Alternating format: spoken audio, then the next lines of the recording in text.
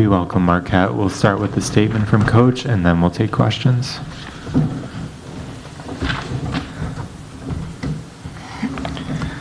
Yeah, I mean, honestly, I think we played well enough defensively to be in this game. I think we've played Creighton well defensively all 3 times we've played them. We just picked a really, really bad day to be really poor on offense. You know, the number of paint shots that we missed, the number of turnovers in the first half that contributed to our poor offense is the story of the game. And, you know, sometimes the ball bounces like that, and that's unfortunate. But I am really proud of our group. I think we have to understand, you know, outsiders picked us to be second in this league. We understand that we're in year 2 of building a team that we put together in 10 days and then added a couple this year. So we have a long way to go, and we're focused on the process, not just the outcome here at Marquette. And, you know, the kids that have been here over this 2 years and this core that's been together have done a tremendous job of helping to build our culture, of winning 20 and 18 games back-to-back, again, in a team that was put together in 10 days, you guys.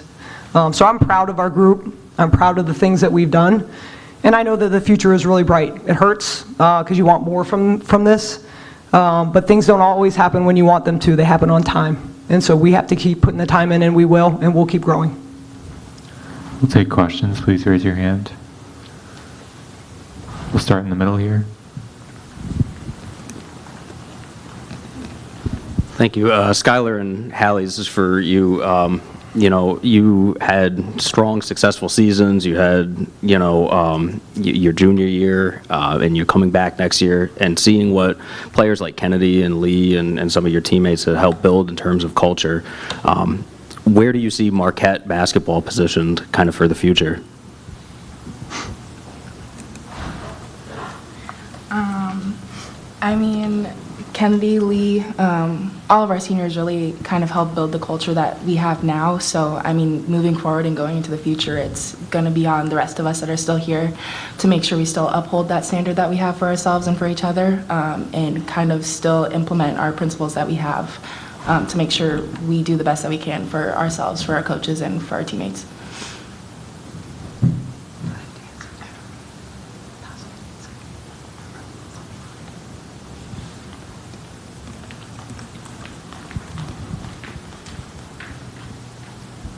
Skylar, this is a game that obviously you guys came in to win, and it didn't go your way. I mean, what are your thoughts on the season and just reflecting on coming together with the girls or the women that you would call your sisters?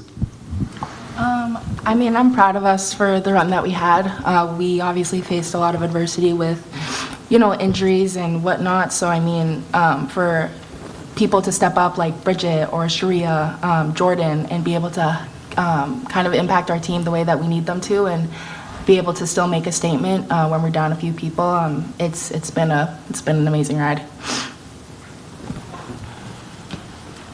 All right, Mike Severson, Marquette Wire. So my question is, like, even though it's not the way you guys obviously you drew it up, where to from here? Essentially, kind of goals, postseason tournament goals. Like, what's kind of the way forward for anyone who's inclined to answer?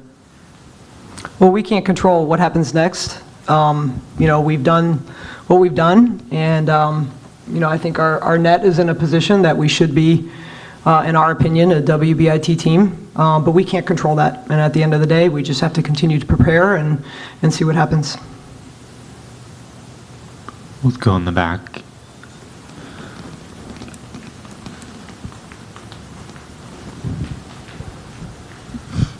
You guys faced a lot of defensive pressure in this game. Coach, can you kind of talk about a little bit of how proud, if you are, about the resilience of your team? Yeah, I mean, I think the scouting report is out on us. You know, we have really good coaches in this league, and we haven't taken care of the ball well this year at all. And, you know, obviously we've worked on it a lot, watched a lot of film, done a lot of work, and, you know, just sometimes there's years like that. So the pressure is something we expect. And the thing about it is we know we can do it. And you look at the difference, I think we had 13 turnovers at halftime and we finished with 17. So we can do it. We just have to continue to work to find ways to you know, to be more consistent when it comes to that. Last question here.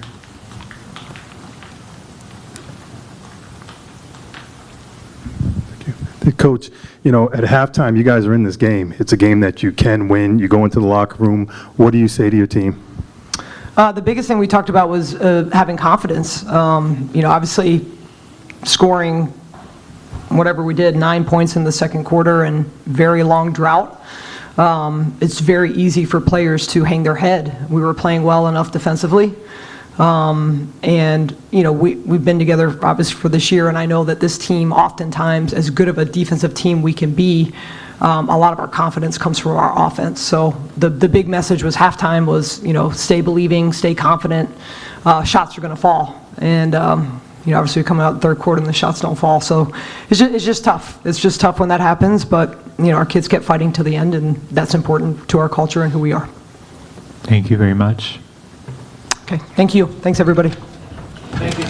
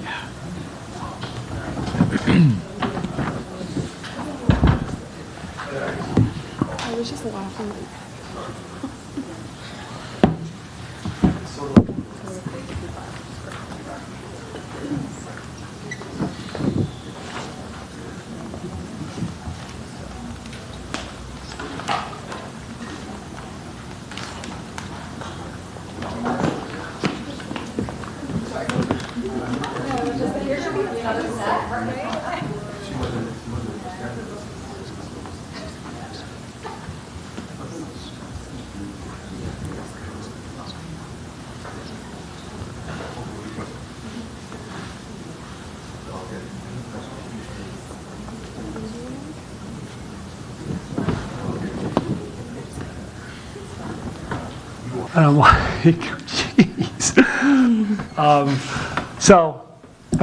Anyway, about today's game, just really proud of our group. I think, to have 24 points up at half and be ahead is a compliment to to how far we've come defensively. These two have had special senior years. I think when you look at how many young players we're playing, it seems like I'm either complimenting our freshmen or I'm complimenting these guys, because it takes a lot to make it work the way it's worked. And again, I'd love to have a few games back early that we didn't win, but the progress that this team has made is undeniable in terms of just how much better we are. And to win a game like today where we only made 4 threes is I think a testament to, I told him it's a testament to the habits that you've built and the progress that you've made, because there's a lot of teams I've coached at Creighton that couldn't win a game like today, only making 4 threes. So really proud of them, and congrats to Marquette. They've had a really good year, and hopefully they can compete in postseason well and represent our league. We'll take questions. Start here. This question is for Grace and Kennedy. How sweet is it to be winning in March and moving on to the next round? Yeah, I mean, any wins at this time of the year are earned, they're not given, and everyone's fighting for their life right now. And we really had a great week of practice, just knowing this was going to be a really tough game for us, and I thought we came out and competed and we executed our game plan really well. And so, winning in March is always special, so you take what you can get. We're a young team, but I think us two, we do a good job, and it's survive and advance in March. And so today we just played super hard, and I think that's what kind of sealed the deal on the win today. We'll go here on the end.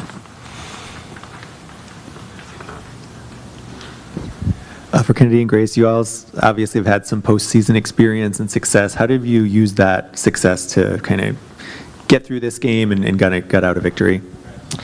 Yeah, I think through my postseason experiences. It's been a lot. You just gotta enjoy every moment. Like I said, it's a survive and advance. So you lose, you're done. So you just gotta take every opportunity and just enjoy it with your teammates.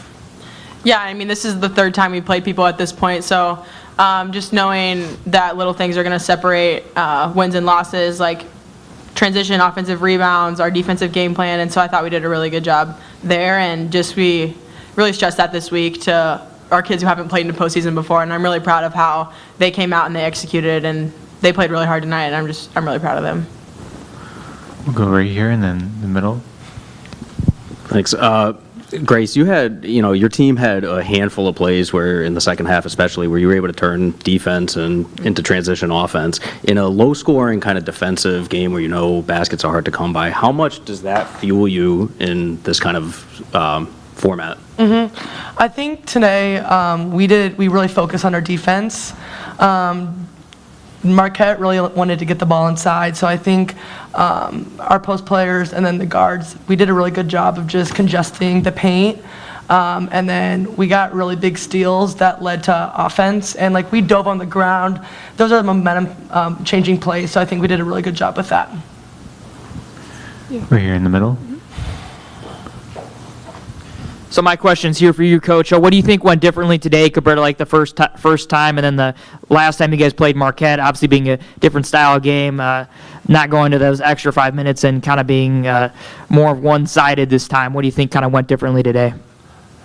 Well, after playing them the first game, we decided we couldn't be quite as motion heavy. I mean, we're a motion offensive team. We decided we couldn't be quite as motion heavy just based on their experience allowed them to guard most of our screening actions pretty well, and we couldn't really create separation. And we're a young team, so in some ways we're not quite as good as some of the teams we've had motion-wise in the past. So we said we got to throw the ball inside more, to Grace in particular, and we probably had to be a little bit more ball screen heavy than we normally are. And so when you look at game one, I think we had 12 points in the paint, game two, 44, and then today 34.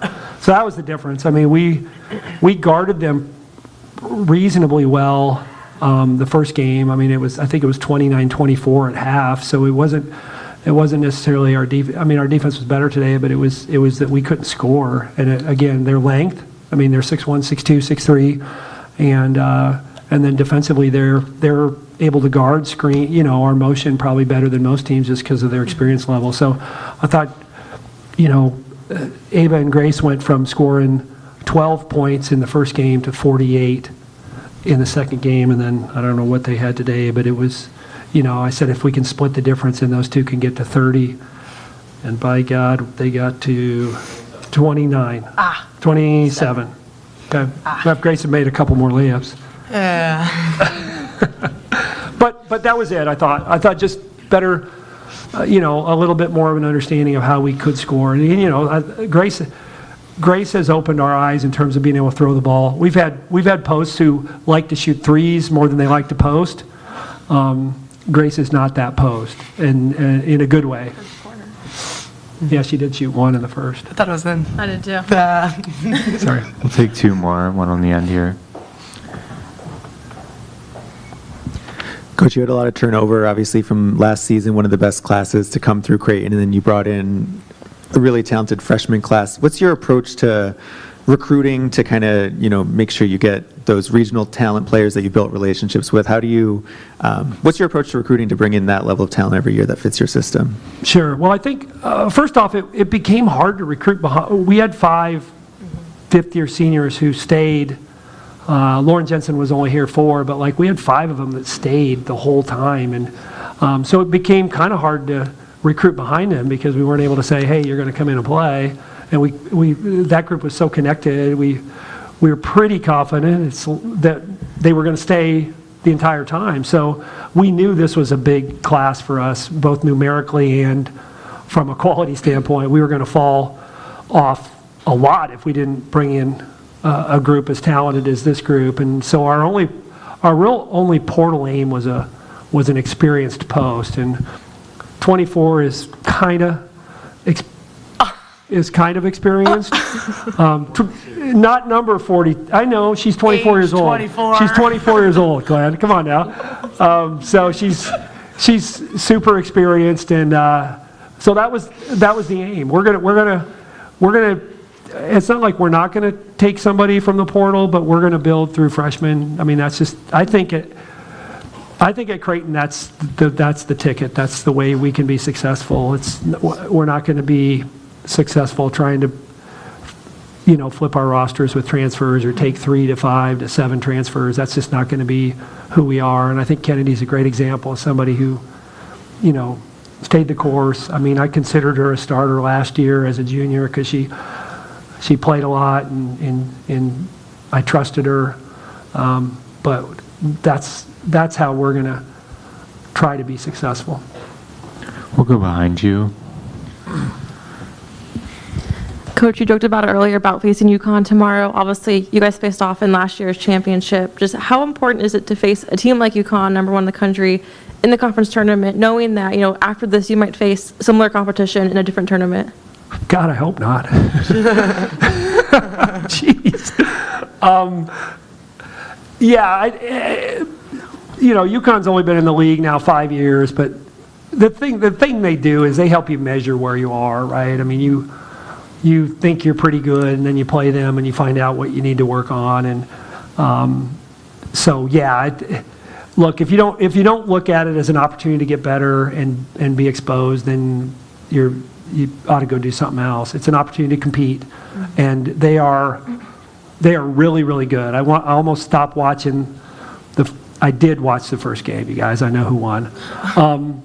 But I almost stopped watching because I was not enjoying how good they are. But we're going to show up tomorrow, and we've got a bunch of competitors, a bunch of kids who have really done that all year. And so we'll do what we can. I mean, it's obviously a quick turnaround, and they expose you in so many ways. They're so good defensively. And they're pretty good on offense too. So, but if you're a competitor, that's what you want, right? You want that, and that's kind of what we've talked about in recruiting. Is like, you want to play against the best, come here.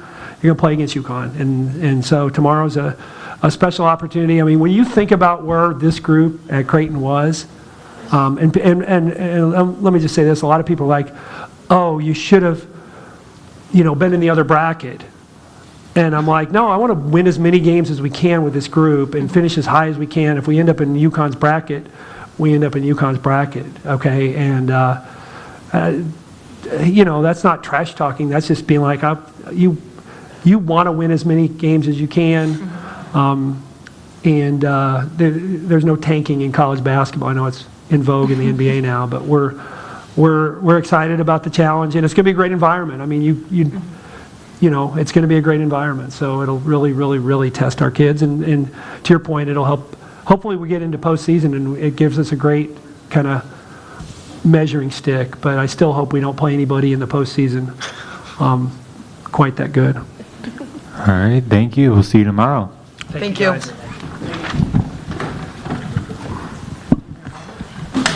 Yeah.